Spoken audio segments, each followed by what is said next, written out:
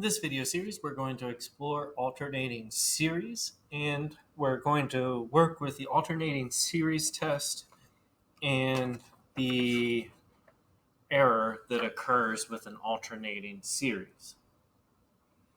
This theorem is little notebook worthy. Make sure you have it in your little notebook. And basically, with an alternating series, we're going to have either negative 1 to the power of n or negative 1 to the power of n plus 1. This could also be disguised as sine or cosine of something because that'll alternate between negative 1 and 1 because of the exponent piece. So keep that in mind as well. And there's two pieces that must happen. The limit as n approaches infinity of an must equal 0, and the next term must be less than or equal to the previous. So that means it's a decreasing series. So the series must go to 0 as n approaches infinity, and it must be decreasing. That's the only two pieces that are required for convergence of an alternating series.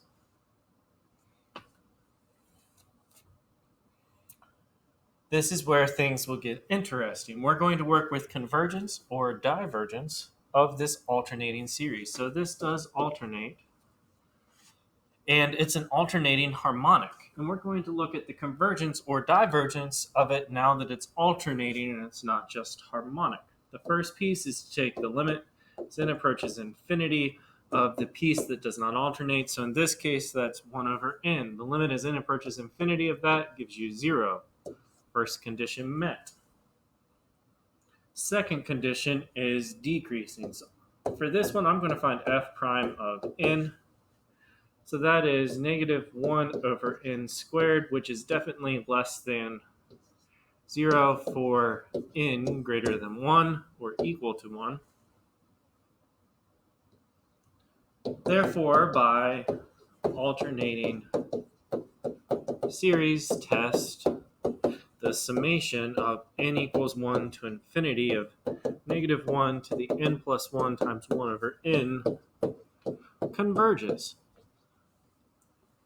And that is kind of the interesting piece. The harmonic does not converge, but the alternating harmonic converges. And that'll be something we'll focus on in our next lesson, is looking at both the alternating and the non-alternating function. I have no idea why Microsoft Word is trying to open. Sorry about that. Let's move on. Now we're looking at a new series. And we really should go ahead and kind of take apart this piece to make it truly alternating. So we're going to pull out a negative. This is basically n over negative 1 to the n minus 1 times 2 to the n minus 1. So then we're going to pull that piece out front. So we're really rewriting our summation to be n equals 1 to infinity of negative 1 to the n minus 1 times n over 2 to the n minus 1. And we want to determine convergence or divergence of this series. We should first look at the limit as n approaches infinity of n over 2 to the n minus 1. Initially, we have infinity over infinity. L'Hopital's rule applies. Or we have the limit as n approaches infinity. The derivative of n is 1. The derivative of 2 to the n minus 1 is the natural log of 2 times 2 to the n minus 1. Technically times 1, that's the chain of the exponent. And as n approaches infinity, this goes to 0. Our first condition's met. Now we need to determine whether or not our series is decreasing. We could take a derivative, or we could compare our pieces. I think in this instance, I'm going to compare an plus 1 and an. So we're going to compare the now next kind of idea. So that would be n plus 1, because it's the next term, over 2 to the n plus 1 but then there's that minus 1. Trying to figure out if that's less than or greater than n over 2 to the n minus 1. I would go ahead and cross multiply, and I would simplify my exponent. That exponent will just go to an n, and we have 2 to the n minus 1 times n plus 1. Trying to figure out that in comparison to 2n times n.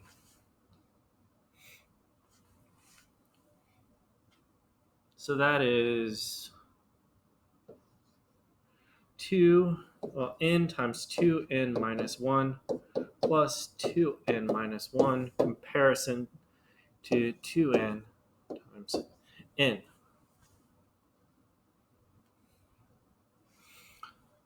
Within this, we could divide by an n,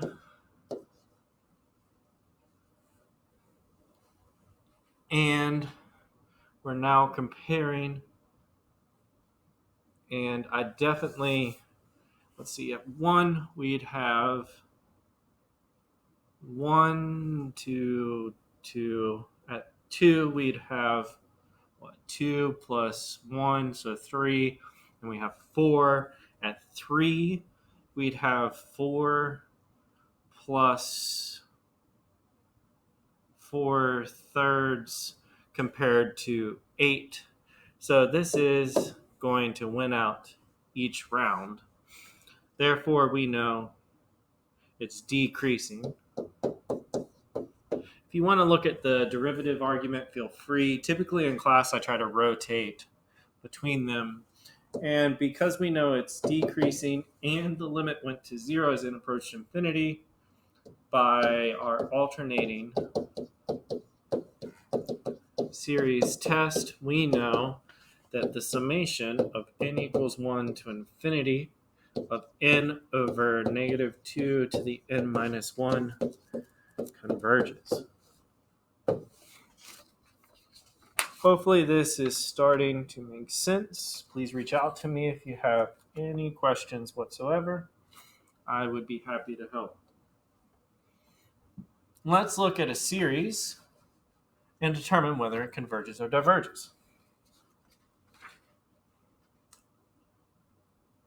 To begin, we will take the limit as n approaches infinity of the non-alternating portion of our series, so that's n plus 1 over n. That's basically our end behavior argument, which is equal to 1, which does not equal 0. Because the limit did not go to 0, this fails by the nth term test, or you can say, doesn't converge by our alternating either way, but I'm going to say, therefore, diverges by nth term test. So therefore, it's diverging by the nth term test.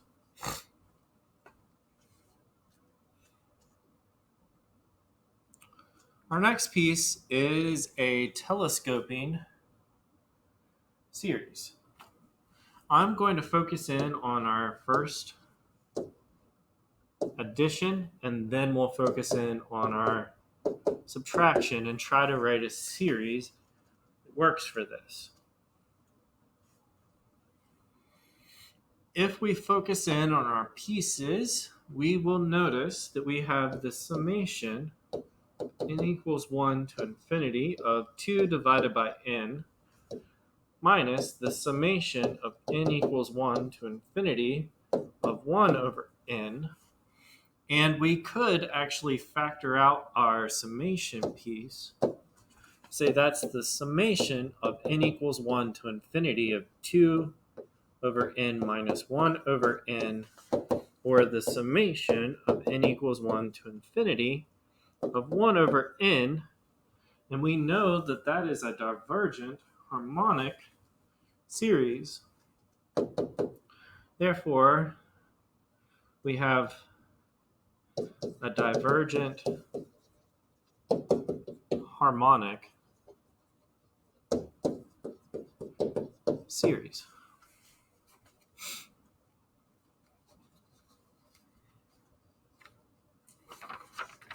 Reach out to me if you have questions about this. I'm going to cut this video, and then we're going to begin discussing the alternating series remainder.